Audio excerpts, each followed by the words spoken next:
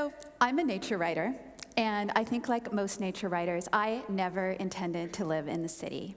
I always thought that I would have that perfect rustic desk, it would be overlooking a woodland, and from there I would write my beautiful naturey thoughts.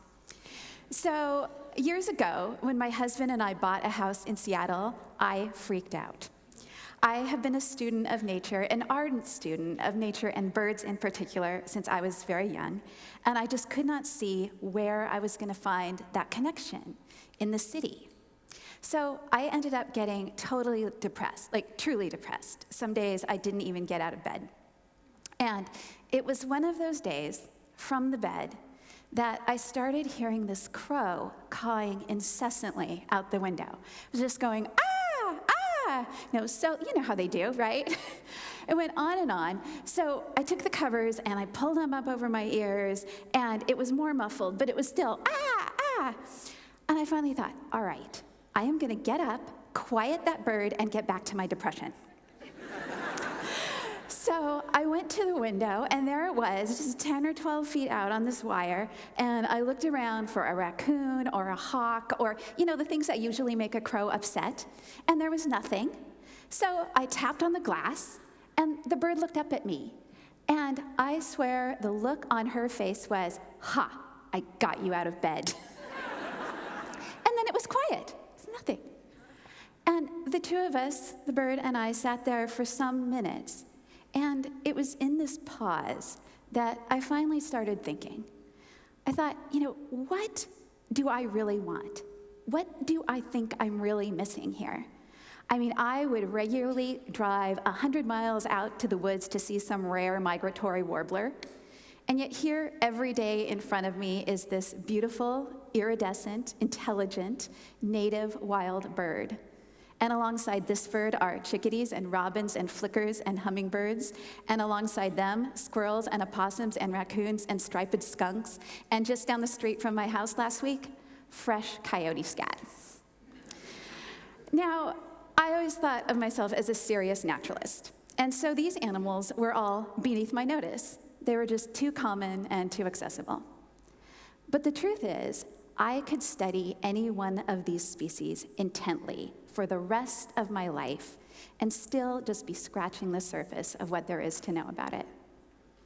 And so it was in this weird moment in my pajamas with this common urban crow that I realized more deeply than I ever had in my life that we are always, always intimately connected to the natural wild world in the places that we live, no matter where we live, and in the way that we live our lives. Now, this realization is tremendously significant, far beyond my own little story of self-preservation. There is tons of scientific research out there, and we just heard a bunch of it, right?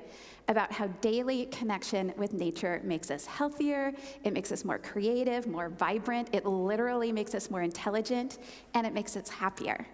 And we felt that, right? And yet, when we think of that phrase, connected with nature, so often we think of those times that we leave the city and we go to nature, right? To the pristine wilderness, to the quiet desert, to the beautiful, unpopulated place. And I absolutely believe that these journeys are essential. We need to get out of town as often as we can for so many reasons. But we live in an earthly moment when, for the first time in the history of the planet, more humans live in urban places than in rural places. And so if we truly believe that we can only find that connection with nature when we get out of the city, then what about the rest of our days? And what about all of those wild animals that live with us every day? I was thinking about this a lot when I wrote my last book. It was about urban wildlife, and I decided to try an experiment. I thought that I would write as much of that book as I possibly could outdoors. And I didn't want it to be a gimmick. I didn't, make a blog about it or anything.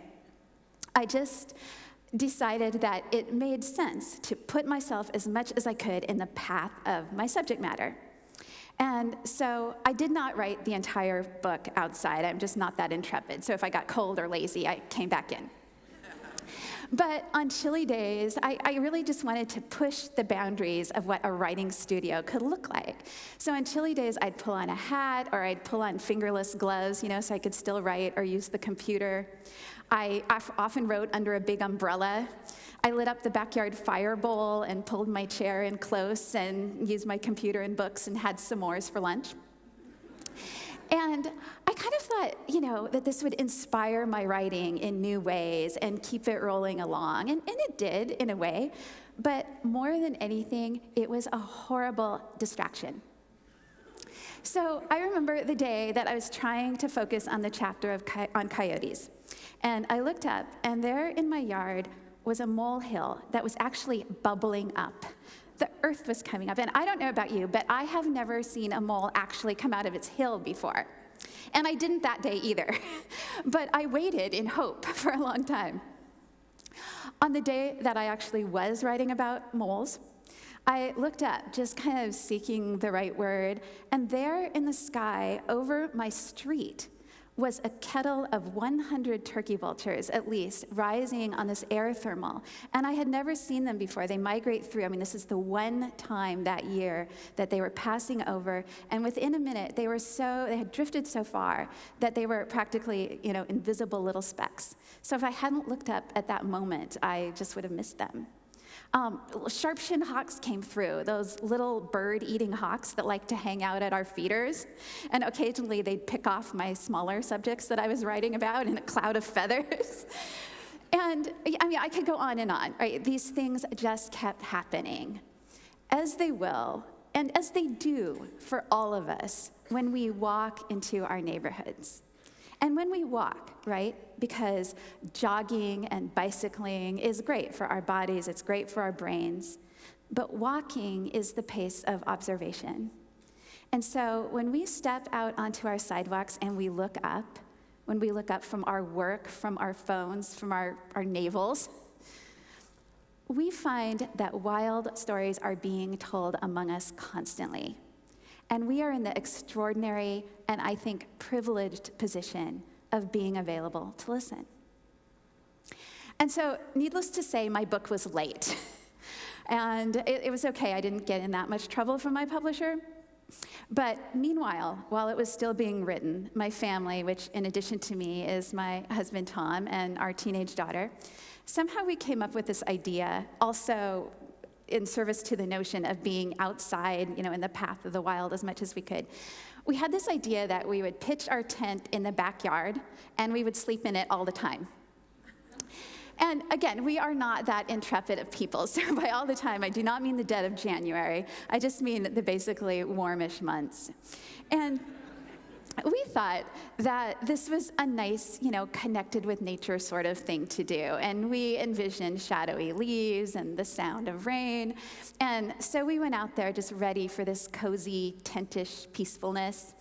And what we found was mayhem. It is mayhem outside in the city at night. So we fell unsuspectingly to sleep that first night, and very soon we were awakened by this thunk, thunk. And we looked up through the screen roof of the tent, and there overhead, silhouetted against the night sky, was this huge raccoon.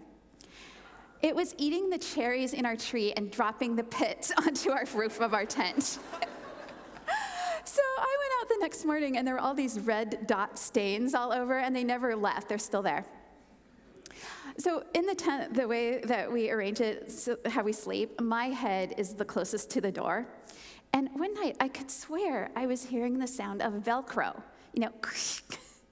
And so I unzipped and peeked out, and there, just this close to my face, was a little raccoon. And it had my husband's sandal, the kind with the Velcro closures. And it was chewing on the sandal and then thwacking it against the ground. And I thought to myself, all right, this is not my problem. Honey, it's like, Tom, honey. So Tom woke up, and this actually ended with him chasing the raccoon around the tent with a flashlight in his underwear. I'm sorry, honey. Yeah, sorry, here, it's true. And so I am kind of an insomniac. And it's often true that I'm awake and everyone's asleep. And so one night I was lying there awake, and it was suspiciously quiet outside. So I thought, well, I don't have anything to do. I'll take a look.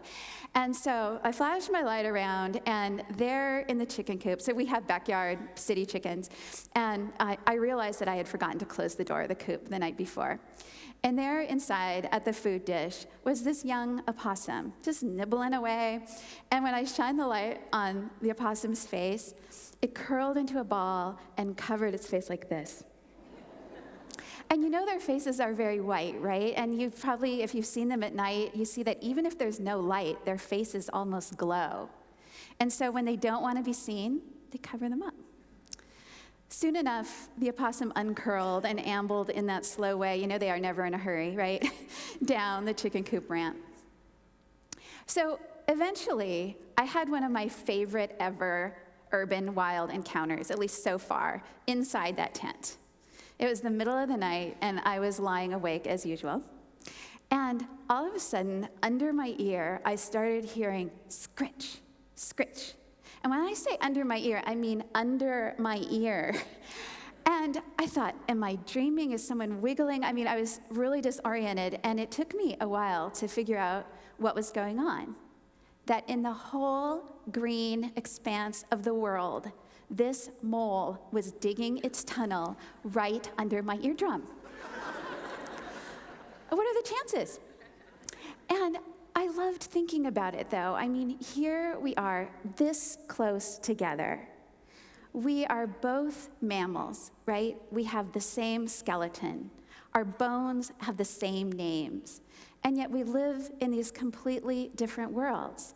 I mean, I live in this world of light and air, and here is this near but invisible creature in the dark earth.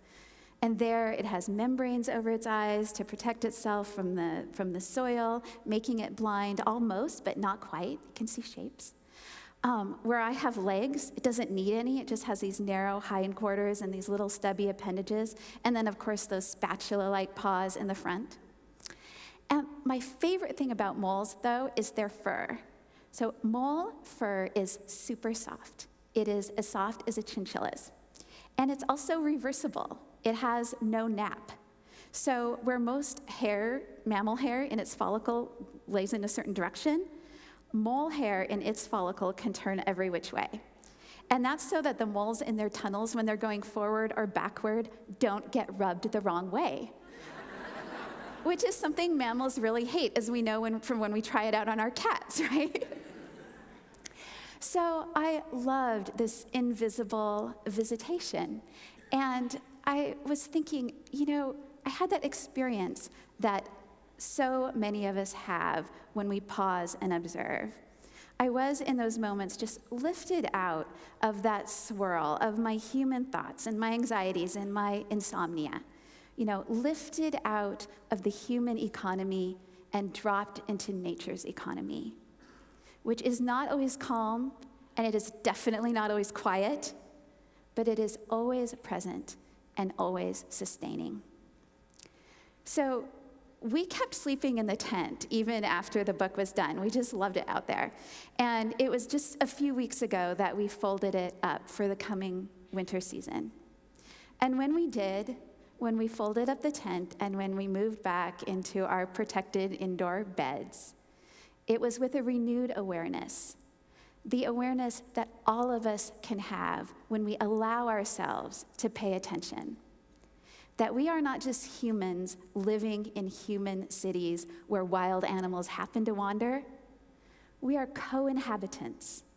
We are co-inhabitants of wild neighborhoods, participants in nature's unfolding story in a vibrant, more than human world. Thank you.